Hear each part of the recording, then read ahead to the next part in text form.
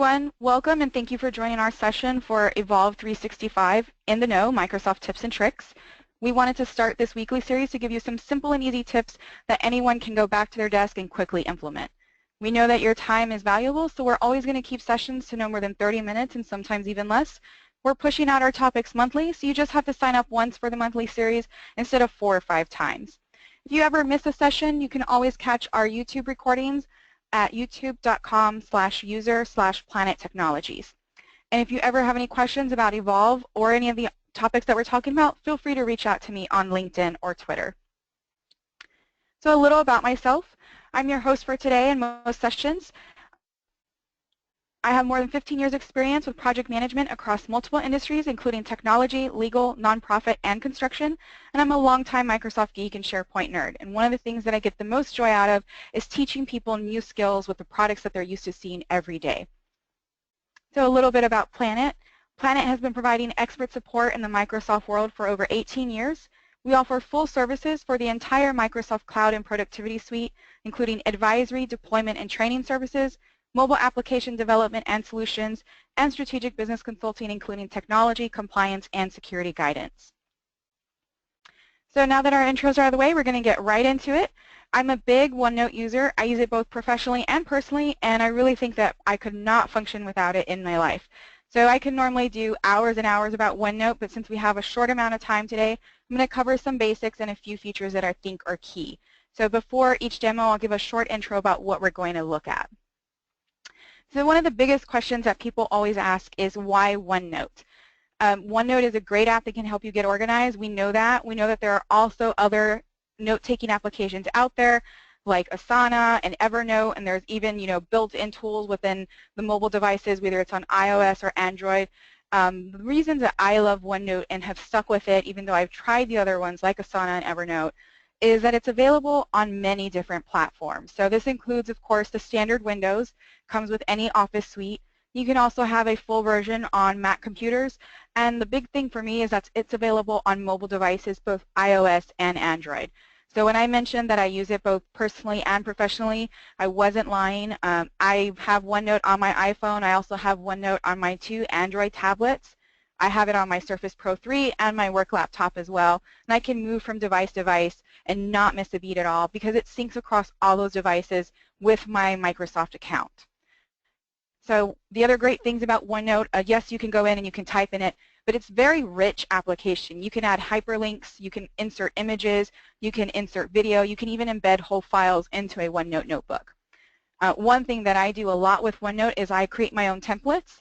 So I'm going to show a little bit of those later, but I have a weekly report, progress plans and problems that I send out, and I have a built-in OneNote notebook. So it's easy for me to pull that up and type in my notes and send it over to my manager, and I can do that on the go.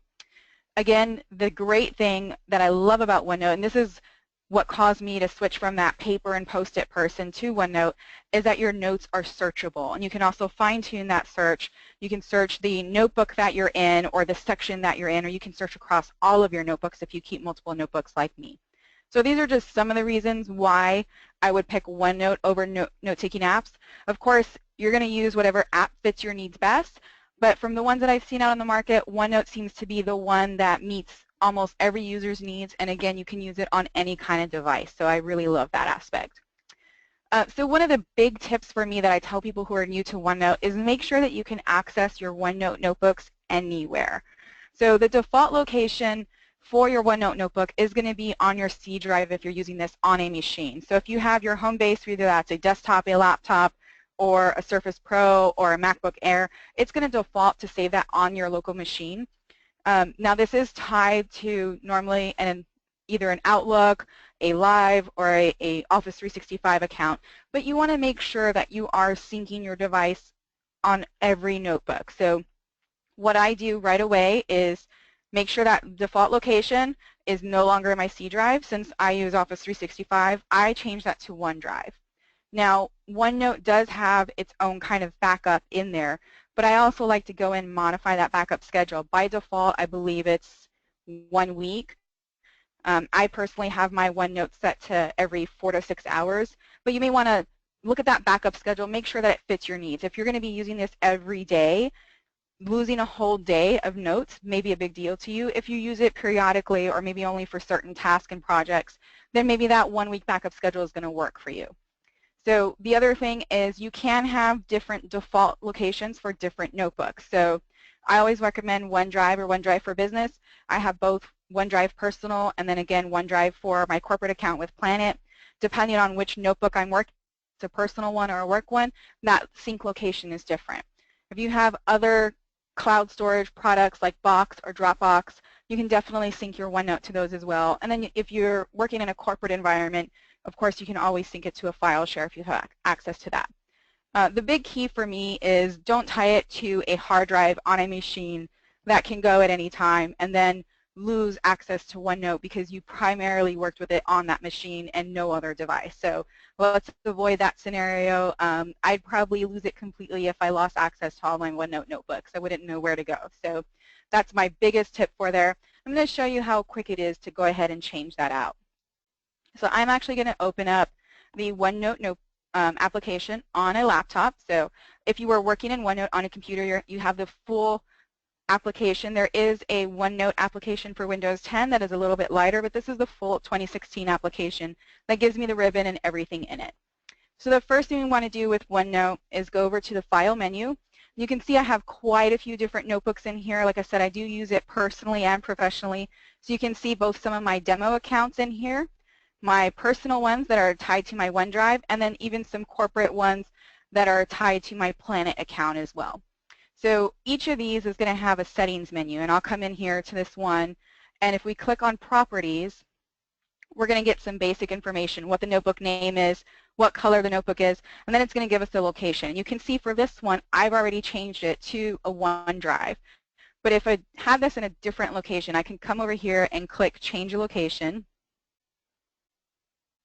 and it may think for a little bit, and then it's going to give me a pop-up, and then I can move this wherever I like. Now again, I already have my OneDrive accounts synced on this. This is also a demo machine, so I've got the demo account for OneDrive, but I can come in here and change this. If I wanted it to back up to a SharePoint site, I can do that as well, but my main goal is to get this off of the computer hard drive. So I'm going to cancel out of that, and it's really that simple. You just change the location. Now, once you change that location, you want to make sure you go in and resync that device, resync that notebook on any device that you're using. So if I had this notebook synced to my iPhone, I would want to come in after I change the location and just make sure it's syncing correctly, that there's nothing else going on, no other reads. And that's just kind of a precautionary measure. But that's how simple it is to come in and change the notebook. Now if I wanted to come into a different notebook, I can see this one here is, again, it's the demo account, it's on the C drive. Same process. I come over to Properties, has the notebook name, has the color, and you can see this is saved on the local location. Again, change location. You can see it's on the C drive. I'm just going to put that on the Contoso drive. I can come in here and create a folder if I want, and it's really that simple. It's going to give you a pop-up that it's syncing, and again, once that sync is complete, I would want to come in and resync that on my devices just to make sure that there's no issues across my multiple devices. So that's how simple it is to go ahead and change your location. Now, if you're using OneNote in the mobile app on the browser, so I'll go to a browsing. This is, again, a demo account, and I open up OneNote online. If you're using it purely online, there's not much else to do because you can access that from any browser on any device, even a mobile device if you needed to. But again, the key is if you're using it as your central location on a laptop, go in and change that sync location. So right here, this is purely on OneNote Online.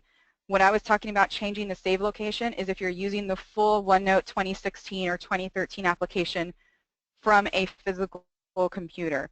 So there is the option to go ahead and open this in OneNote. Now if I edit this in OneNote, it's going to give me a pop-up because I'm opening a document from the browser. It wants to make sure that I'm safe. It is going to ask me to go ahead and type in my demo account name.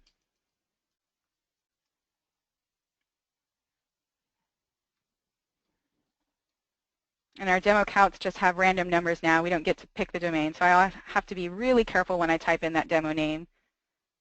Now, as a regular user, you may not have this because you're using one account. If you're an administrator, you have admin accounts, you may come into this prompt multiple times. So let me go ahead and type that password in again. And it'll go ahead and open this up in the OneNote application on my computer, but here's the thing. So it's tied to that account site. So if I come in here and I look at the properties for this, you can see all my other notebooks, but this is one that I just opened up.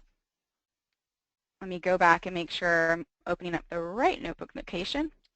And again, you can see it's tied to that demo tenant site. So I don't really have to change the location of this OneNote notebook because it's already tied to an online location. So this one I would leave as is. If this was a corporate site or maybe a personal Office 365 session that I had, I'm fine with it because it's already tied to the internet. The whole goal is it is not on a C drive, and that's the big thing for me. So that is my #1 tip. That's why I stress it so much. I'm going to go back to my slide template. So there's a lot of templates and keyboard shortcuts that you can use within OneNote.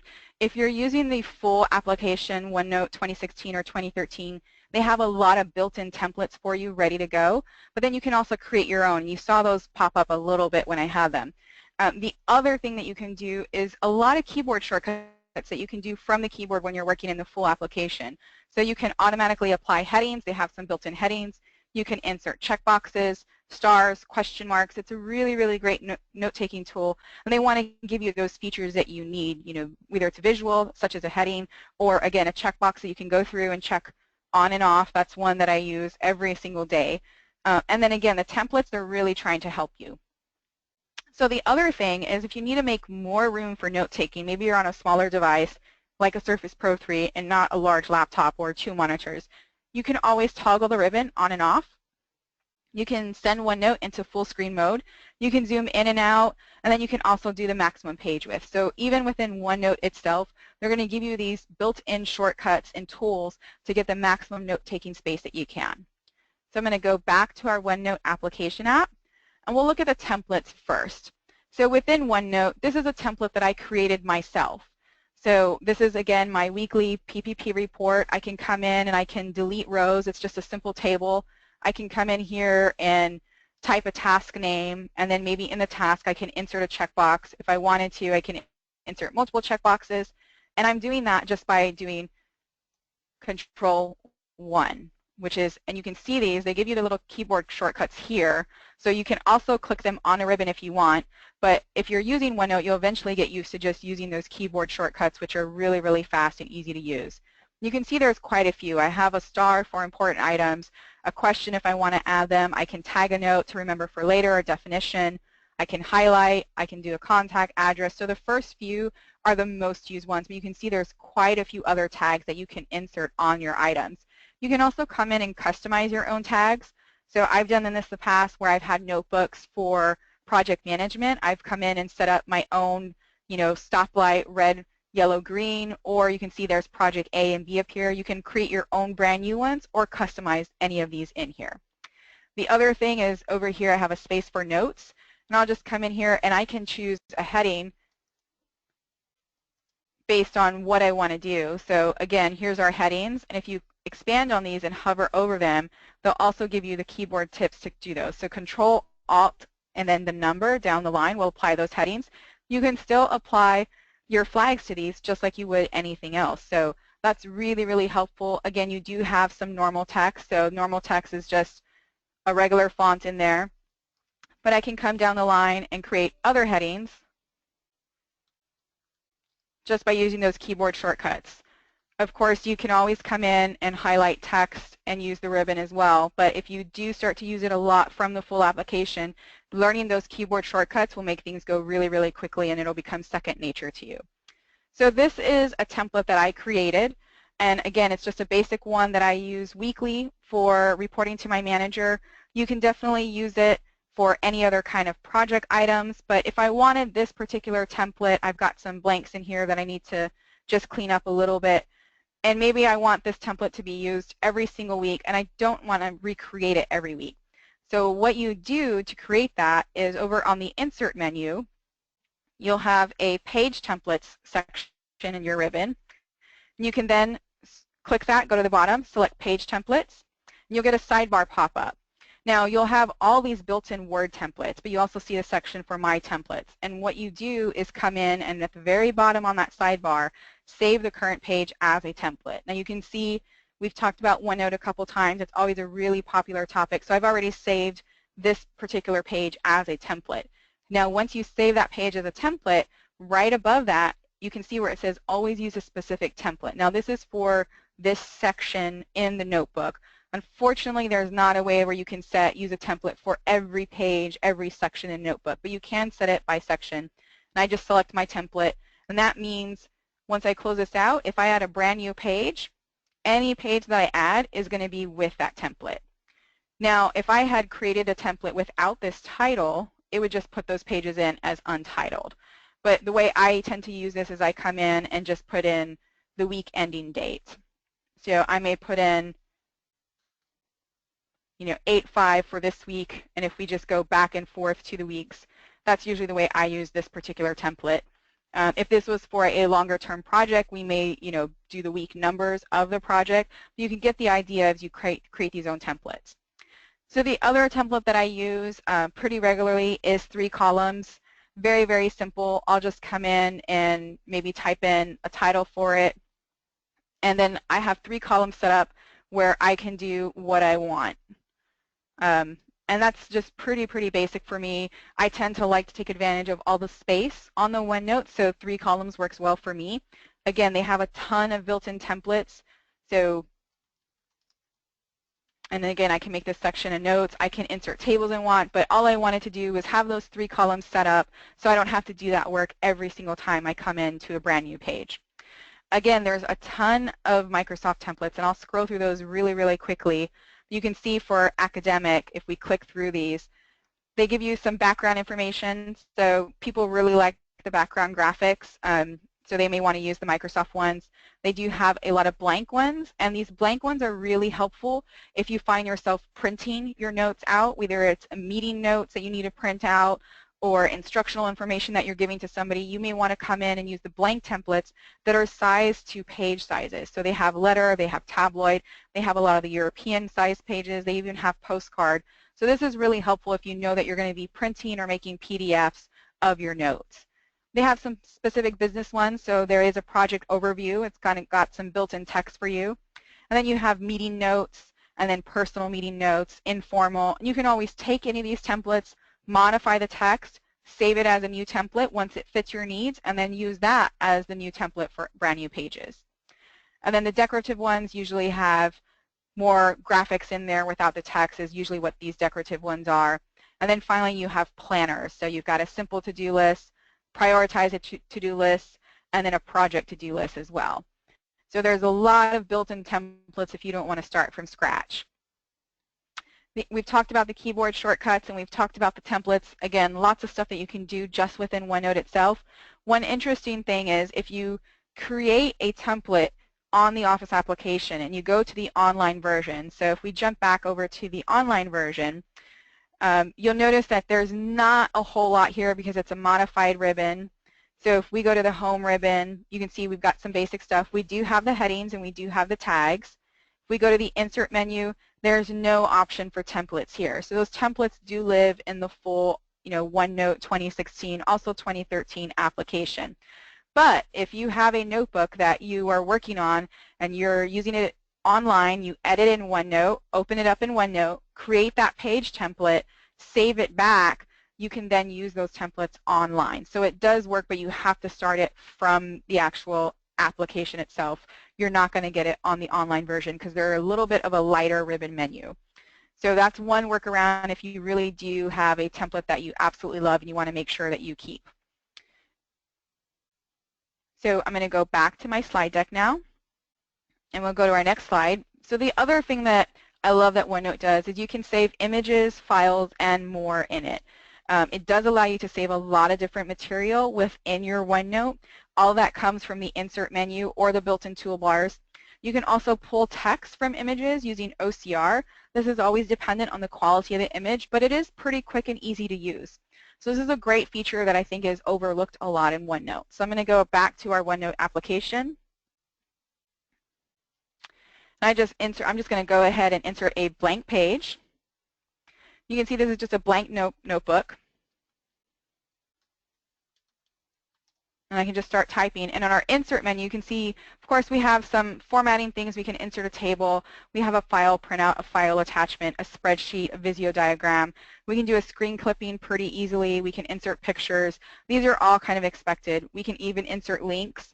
One thing that is really, really valuable, and this is also on the mobile application, is you can record audio and video directly from in OneNote. Now, I'm not going to start recording because it'll throw my microphone off, but it's really, really very simple to record small snippets in a meeting. You wouldn't want to sit there and record, an hour-long meeting, but it's great for small snippets. I can also insert the date and time. And then again, there's always that page limits, which do function as an insert menu. Well, one thing that I love is that you can actually come in and insert files onto the OneNote. So I'm going to come over just to my desktop, and we've got a couple of downloads here. So I'll just come in and insert our template, and it's going to give you the option. Do you want to actually attach the file, or do you want to insert the printout? I may attach the file. And this is great if you're creating an instruction document. So you can always come in and tell people, you can add some text to this. And again, we can always change that text if we want to for the heading size, whatever we want. So you can actually insert these files. So if you want to send somebody an email, you can attach a file. If you think of OneNote the same way. But what I'll do is I'll come in and I'll actually insert emails into here. And that's really easy to do by dragging and dropping. So I'm going to go ahead and open up my demo Outlook account. I want the full Outlook app. And this is just a demo account, so there's just some standard emails in here. But maybe I'm going to come in and let me actually add a brand new page. So this is going to be meeting notes. And I'll go ahead and I'll insert the meeting information from the home ribbon. You can see there's a company meeting there. It's going to insert that information directly from Outlook. And what I can do is I can even expand the participant list and then check off attendees. And then if I wanted to, I can come in and say, well, we have this project update email, and we're going to go ahead and include that email in our OneNote notebook. So this would be a meeting notes. We would have the meeting information. We would check off attendance. And then maybe there was an email from a customer, from a vendor, from another partner. And in those meeting notes, we want to include that email. So we could also include files if we had pictures. Maybe this is a construction project. We can include all of that information directly within OneNote. So if you're using it either for project notes or strictly just for meeting records, it's a great way to get all that information in one area. And the good thing about this is I can also come in and share just that one page. I can also export just the page, the section, or the whole notebook. So these are my meeting notes, and it's now living on our, say, corporate SharePoint site, which isn't accessible to external parties. I can come in and just share the one page with them that contains all of that information. So multiple options within OneNote. Again, inserting the pictures and stuff is pretty standard. You can always come in and you can drop your cursor anywhere and insert a screen picture. So if we have something in here, these are all different Microsoft images, we can come in here and just insert this, and we can move it around. Now, the one thing I will tell you about inserting photos is it does have a simplified menu. So if you're used to working with Word or PowerPoint and you get that little image ribbon, you don't have that in OneNote. It's pretty basic. You can drag and drop it and then resize, but you're not going to get that ribbon for images. So again, a lot of different things that you can do just within OneNote directly. Don't have to leave it. You can get all of your file information within that notebook. So I'm going to go back to my slide deck. Let me just toggle through that really quickly.